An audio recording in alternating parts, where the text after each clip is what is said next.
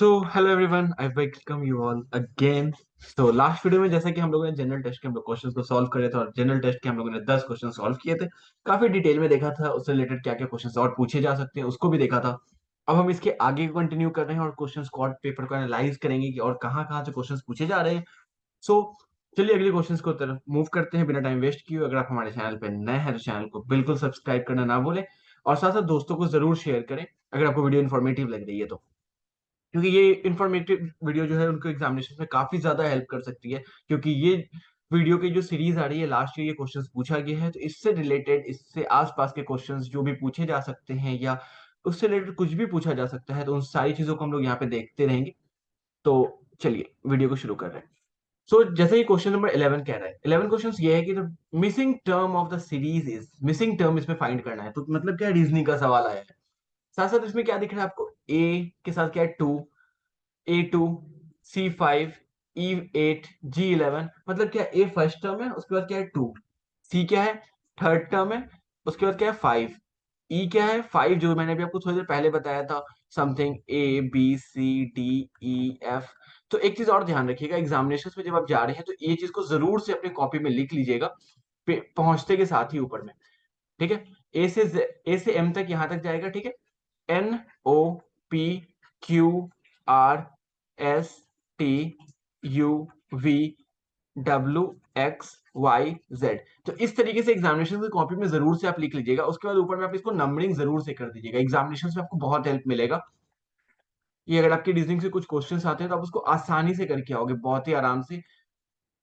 12 13 और इसके नीचे 14 15 16 17 यहाँ तक 20 26 तक आ जाएंगे। ठीक है, 26 25 24 ऐसे करके यहाँ तक आ जाएगा ये वैल्यू। उसके बाद आपको इससे मिल जाएगा एग्जामिनेशंस में कि अगर कोई वैल्यू ए की जगह जेड यूज हो रहा है तो आप इस तरीके के ट्रिक्स पे भी सवाल बनता है बहुत बार। बी की जगह वाई को यूज किया जाता है, सी की जगह एक्स को यूज किया जाता है, तो ऐसे भी सीरीज में यूज किया जाता है। तो क्वेश्चंस आपके इस तरह से भी हो सकते हैं। ओके, अब हम क्वेश्चंस की तरफ वापस आते हैं। क्या कह रहा है, A2, ए के बाद क्या है सी, सी के बाद ई, ई के बाद जी। ए के बाद कितना आगे है, दो आगे, सी डी ई, ई के बाद दो आगे F G। मतलब क्या, अगला टर्म क्या होगा, HI। मतलब next term will be I, दो आगे। नेक्स्ट क्या है, टू के बाद क्या है फाइव, यानी तीन आगे।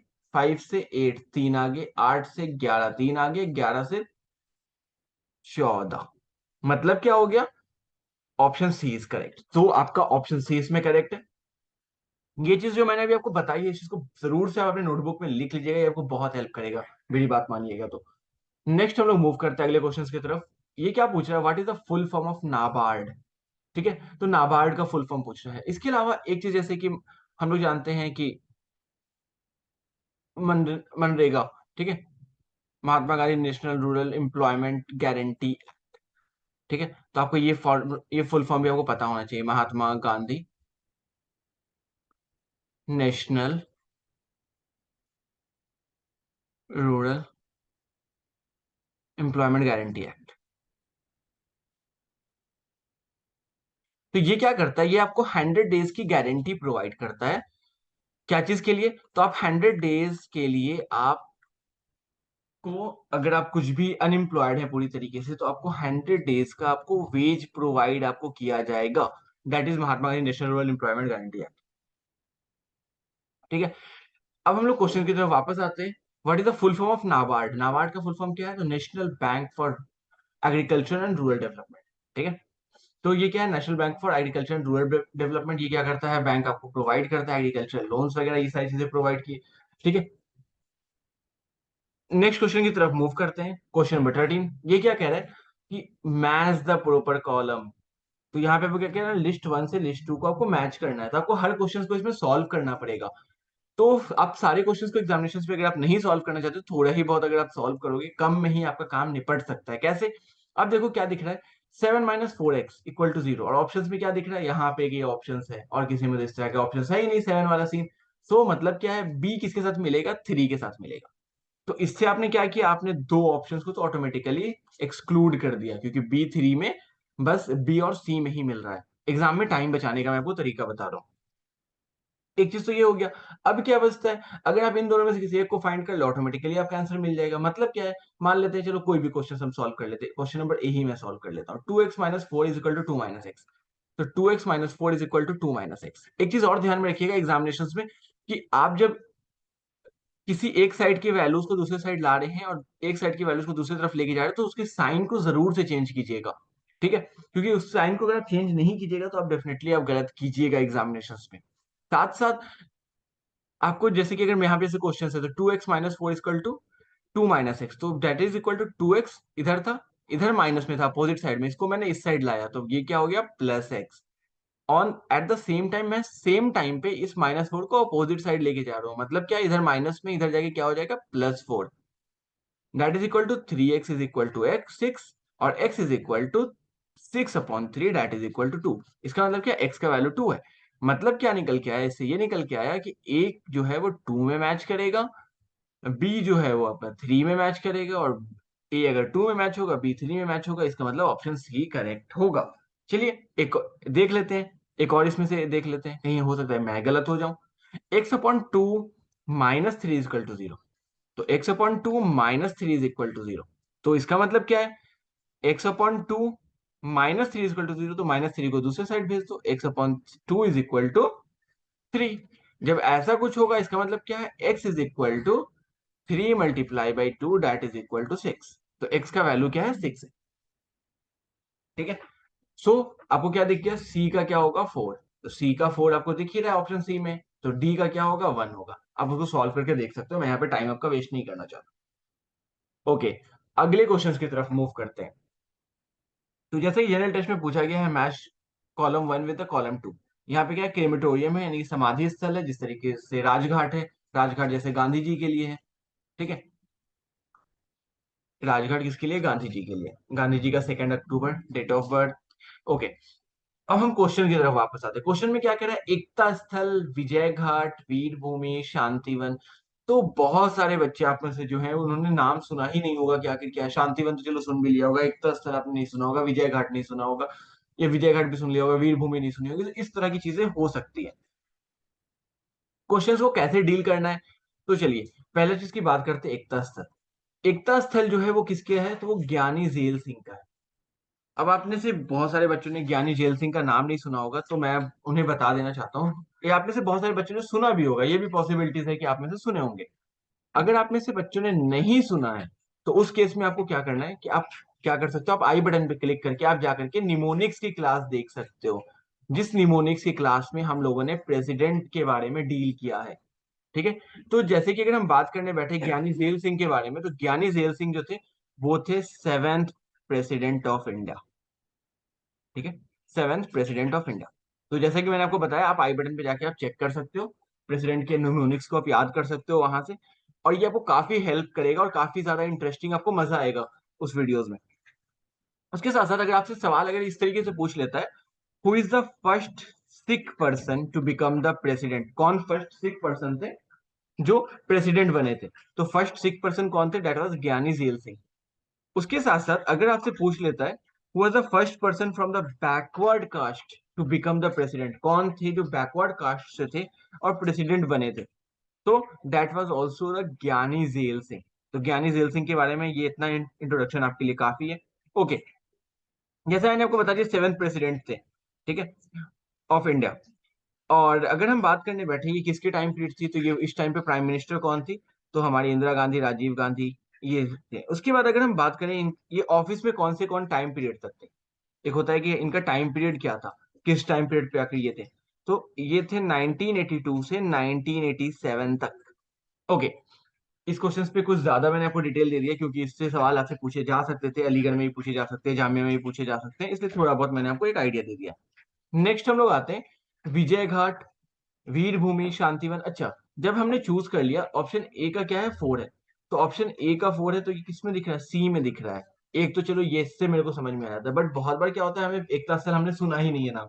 ठीक है, हमने क्या किया, शांतिवन तो हमने सुन के रखा है कि हाँ शांतिवन तो है, शांतिवन किसका है, तो नेहरू जी का है। इतना बात तो हमें क्लियर है कि हाँ चलो ठीक है, पंडित जवाहरलाल नेहरू का है, तो शांतिवन नेहरू जी की शांति के लिए। ठीक है, नेक्स्ट आते हैं हम लोग वीर भूमि के लिए। तो अगर हम वीर भूमि की बात करें तो वीर भूमि किसकी है? तो वीर भूमि राजीव गांधी की है। राजीव गांधी की आपको पता है हत्या हुई थी, ठीक है। इससे पहले इंदिरा गांधी की हत्या हुई थी, तो इंदिरा गांधी की हत्या के फौरन बाद ही राजीव गांधी को प्राइम मिनिस्टर बना दिया गया था, ठीक है। उसके साथ साथ रात ऐसा भी हुआ था कि क्योंकि इनको गोली जो मारी गई थी, तो उसके बाद फिर जब वो गई थी तो फिर उसके बाद 23 बुलेट उनके यहाँ से निकाली गई थी उनकी छातियों से, और देन आफ्टर उनको फिर राजीव गांधी को शपथ दिलाई जाती है प्राइम मिनिस्टर का, एंड देन आफ्टर ये अनाउंस होता है कि हमारे यहाँ के पीएम जो इंदिरा गांधी थी उनकी डेथ हो गई है। ओके, इंदिरा गांधी से अगर थोड़ा सा सवाल पूछ लेता है तो 42nd कॉन्स्टिट्यूशनल अमेंडमेंट एक्ट बहुत इंपॉर्टेंट हो जाता है कि किसने लाया था, तो इंदिरा गांधी ने लाया था। कौन से ईयर में लाया था? 1976 में लाया था। उसके अलावा आपसे इसमें ये पूछ सकता है कि इसको और क्या कहते हैं, तो इसको मिनी कॉन्स्टिट्यूशन भी कहते हैं। इसमें कौन कौन से वर्ड को ऐड किया गया था प्रियम्बल में, ये आपसे पूछ सकता है, तो ये आपको पता होना चाहिए। बस मैं आपको एक वर्ड अभी आपके लिए जस्ट बताऊंगा, क्योंकि एक वर्ड बहुत लोगों को नहीं पता होता, दैट इज इंटीग्रिटी, ठीक है। इंटीग्रिटी बहुत लोगों को नहीं पता होता, इंटीग्रिटी को भी ऐड किया गया था हमारे प्रियम्बल में। ओके, नेक्स्ट हम लोग आते हैं विजय घाट। विजय घाट किसका है? तो लाल बहादुर शास्त्री का। तो विजय घाट किसके लिए था? तो लाल बहादुर शास्त्री के लिए था। उसके अलावा अगर हम लाल बहादुर शास्त्री की बात करें तो ये सेकंड पीएम थे। तो जैसे कि मैंने आपको बताया कि निमोनिक्स की क्लास बनी हुई है, तो आप लाल बहादुर शास्त्री की वीडियो भी जाके आप वहां पे देख सकते हो, निमोनिक्स की क्लास में, जहाँ पे हमने पीएम के बारे में डिस्कस करके रखा है। आपको कहानी की तरह याद हो जाएगा, बिल्कुल आपको बहुत मजा आएगा। ओके, नेक्स्ट हम लोग क्वेश्चन पे आते हैं। ये क्वेश्चंस तो बहुत इंपॉर्टेंट क्वेश्चंस हो जाता है, क्योंकि इसी क्वेश्चंस को घुमा घुमा के पूछा जाता है और बच्चे इसको गलत करके आते हैं। उसके पीछे बहुत सारे रीजंस होते हैं, उनको क्वेश्चन समझ में नहीं आता है और वो क्वेश्चंस को सॉल्व नहीं कर पाते हैं। बल्कि क्वेश्चंस बहुत इजी होता है, नॉट सो हार्ड, ना ही टफ होता है कि हाँ बच्चे नहीं कर पाए, बट हाँ उनको डर लगता है कि नहीं कैसे हो पाएगा। क्वेश्चंस कह रहा है A B C D E are standing in a row. एक रो में खड़े हैं, चलो मान लेते हैं ए बी सी डी ई ऐसे थे खड़े हुए। अब क्या कह रहा है? A is between B and D. मतलब क्या है? ए बीच में है बी और डी के। तो ये पॉसिबल है कि बी आगे भी हो सकता है, बी पीछे भी हो सकता है। मतलब ये केस ऐसा भी बन सकता है कि डी ए बी का केस भी बन सकता है। मतलब इन दोनों के बीच में ही तो है, दोनों केस में बीच में है, मतलब हम दो केस को लेके चल रहे हैं, ठीक है। इस चीज को ध्यान रखिएगा। अगला क्या कह रहा है? Is not at the starting of row. E जो है रो के स्टार्टिंग में नहीं है, तो हो सकता है वो बीच में हो या आखिरी में हो। तो ई पॉसिबल है या तो शुरू में हो सकता है, या ई पॉसिबल है आखिरी में हो सकता है। ऐसा भी केस हो सकता है इन दोनों में से, ठीक है। नेक्स्ट क्या कह रहे हैं? सी इज जस्ट बिफोर डी। सी जो है वो डी के पहले है, तो जस्ट बिफोर डी, तो एक केस तो यहां बनता है कि मान लेते हैं सी यहां पे होगा डी से पहले। दूसरा केस क्या बनता है? डी से पहले मतलब सी यहां पे होगा, ऐसा केस होगा। तो अगर ऐसा केस होगा तो ई कहां पे होगा? ऑब्वियस सी बात है, ई आपका आखिरी में होगा। ऐसा कुछ केस बन के आएगा, ठीक है। तो C D A B E ऐसा कुछ केस बन के आ गया, ठीक है। दूसरा केस आपको क्या दिख रहा है? बी ए सी डी ई ऐसा कुछ केस बन के आया है। ये दो केस तो बन रहे हैं। अब कह रहा है who is at the middle of the row. इस केस से क्या पता चल रहा है? सी है। इस केस से क्या पता चल रहा है? डी है। अब बच्चे सोचते हैं किसको मार करके आए, तो यहाँ के हिसाब से तो क्या बन रहा है? यहां से हमें क्या दिख रहा है? हमें दिख रहा है सी है और डी है, सी है और ए है, दोनों में से कोई भी एक है, ठीक है। बट इस एक क्वेश्चन से आपका आंसर दोनों सही है अपने जगह पे, बट आपका आंसर गलत हो सकता है। इस चीज को आपको बिल्कुल ध्यान रखना होगा। क्यों आपको ध्यान रखना होगा? क्योंकि अभी आगे की जैसे हम क्वेश्चंस पे चलेंगे तो सेम इसी पैटर्न पे क्वेश्चंस होगा, ठीक है। तो इसके जो क्वेश्चंस होते हैं वो तीन चार क्वेश्चंस एक जैसे होते हैं, इसी वजह से आपको बहुत इजीली आपको पता चल जाएगा, ठीक है। जैसे इसमें पूछा हुई ज्यादा स्टार्टिंग ऑफ द रो, तो इसमें क्या दिख रहा है? एक केस में आपको बी दिख रहा है, एक केस में आपको सी दिख रहा है। चलिए ठीक है, इससे भी हमें पता नहीं चल पा रहा है क्योंकि इसमें भी क्या आंसर सही है, इसमें भी सी सही है, इसमें भी बी सही है, दोनों सही है। अगले क्वेश्चन पे चलते हैं। इसमें क्या कह रहा है? B is standing in between. अब सवाल आ गया, बी बीच में खड़ा है, स्टैंडिंग इन बिटवीन। अब देखिए फर्स्ट केस में आपको क्या दिख रहा है? बी शुरू में है, किसी के बीच में तो नहीं खड़ा है। इसका मतलब क्या है? ये जो हमने जो सेकंड केस मान के चला था ये वाला सही है। मतलब क्या? B is standing in between A और ई के बीच में खड़ा है। ओके, तो इसका मतलब क्या है? तो क्वेश्चन क्या पूछा? B is standing in between, तो मतलब ए और ई के बीच में खड़ा है। तो ये क्वेश्चंस तो हमने आगे वाले को सॉल्व कर लिया। पिछला क्वेश्चंस भी हमने गलती कर दिया था। ऐसा एग्जामिनेशंस में आपके साथ भी हो सकता है, आप भी गलती कर सकते हो। तो यहाँ पे क्या कह रहा है? Who is at the middle of the row, तो ऑप्शन आपको क्या दिख रहा है? मिडिल में क्या है? अब ए है। So option C is correct, यानी ए जो है वो यहाँ पे है, इसका मतलब ये करेक्ट है। अगले क्वेश्चन पे चलते हैं। Who is at the starting of the row? Starting of the row पे हमने किसको देखा? हमने देखा यहाँ पे कौन है, सी है। सो क्या होगा, ऑप्शन ए इज करेक्ट। ठीक है, ये नहीं होगा। ठीक है, इसमें भी ये वाला ऊपर वाला जो मैंने मार्क किया था वो नहीं होगा। तो इसमें क्या होगा, ए खड़ा है मिडिल में, और कौन है स्टार्टिंग में? स्टार्टिंग में सी खड़ा हुआ है, एंड लास्ट वाले में क्या बोला, बी किसके बीच में है, तो ए और ई के बीच में। ओके, इतना तक तो सब कुछ को कॉन्सेप्ट क्लियर है। अगले क्वेश्चंस की तरफ चलते हैं। बहुत बार क्या कहता है एग्जामिनेशन में, ये ट्रायंगल वाला क्वेश्चन तो जरूर से पूछ लेता है, या ट्रायंगल पूछ लेगा या स्क्वायर पूछ लेगा कि हाँ ये एक फिगर है, इस फिगर में कितने स्क्वायर्स हैं। आपको इस तरीके से पूछ लेगा और कहेगा बताइए इसमें कितने स्क्वायर है, समथिंग कुछ ऐसा वैसा सवाल पूछ लेता है, और इस तरीके से फिगर होते हैं। अब देन आफ्टर आप इसको कैलकुलेट करने लगते हो, और देन आफ्टर आपके पास कोई सॉल्यूशन निकल के नहीं आता, आप कंफ्यूज होके क्वेश्चंस को लास्ट में क्विट कर देते हो, छोड़ देते हो। ओके, हम इस क्वेश्चंस को पहले देखते हैं कि आखिर क्या कह रहा है। The number of triangle in the above figure, इस फिगर में कितने ट्रायंगल हैं। अब इस ट्रायंगल को समझने के लिए आपको क्या दिख रहा है, एक ट्रायंगल बाहर है, दो यहाँ है, तीन यहाँ है, चार यहाँ है, पांच यहाँ है। पांच ट्रायंगल तो ऐसे ही आदमी को दिख गया। पांच ट्रायंगल आप आसानी से जब आप मार्क कर लेते हो, उसके बाद देखो आपको क्या दिख रहा है, एक ट्रायंगल आपको यहाँ भी दिख रहा है। This is also a triangle. तो मतलब क्या है, आप एक कोना को पकड़े, इस कोना को पकड़ा, आपसे एक ट्रायंगल बनी। देन आफ्टर आप इस कोने को पकड़ो, यहां से भी एक ट्रायंगल बनेगा। ठीक है, फिर आप क्या करो, इसके ऊपर वाले कोना को पकड़ो, यहां से भी एक ट्रायंगल बनेगा। ठीक है, इसके बाद आप क्या करो, फिर से आप एक और कोना पकड़ो। ठीक है, तो हमने तीन कोना पकड़ लिया अभी तक। तो हमें ये रहा हमारा चौथा कोना, तो ये हमारा बना फोर्थ ट्रायंगल। देन आफ्टर हमने इस कोने को पकड़ा, और इस कोने से हमारा बना फिफ्थ ट्रायंगल। तो टोटल कितने ट्रायंगल बने, टोटल 10 ट्रायंगल बने। ठीक है, इससे ज्यादा ट्रायंगल बनेगा नहीं। तो इस कोने को आप पकड़ के इस क्वेश्चन को सॉल्व कर सकते हो। आप में से बहुत सारे लोगों को लगा होगा कि शायद मैंने गलत बनाया है, बट यही है। आप इसको थोड़ा सा वीडियो को आप स्किप करके, थोड़ा सा आप आगे पीछे करके स्लो करके आप इस वीडियो को देख सकते हो कि टोटल 10 ट्रायंगल ही बनेंगे। ओके, अगले क्वेश्चन की तरफ मूव करते हैं। अगला क्वेश्चन कह रहा है, which are the following standing committee of the parliament has no member from the Rajya Sabha. Rajya Sabha से कोई भी मेंबर नहीं होता। कौन सी standing committee of the parliament है जिसमें एक भी मेंबर नहीं होता फ्रॉम द राज्यसभा? तो that is the estimate committee. Option B is correct. अगले क्वेश्चन की तरफ चलते हैं। न्यू एजुकेशन पॉलिसी, इससे सवाल तो जरूर से रहेगा, क्योंकि न्यू एजुकेशन पॉलिसी हर जगह इंप्लीमेंट की जा रही है।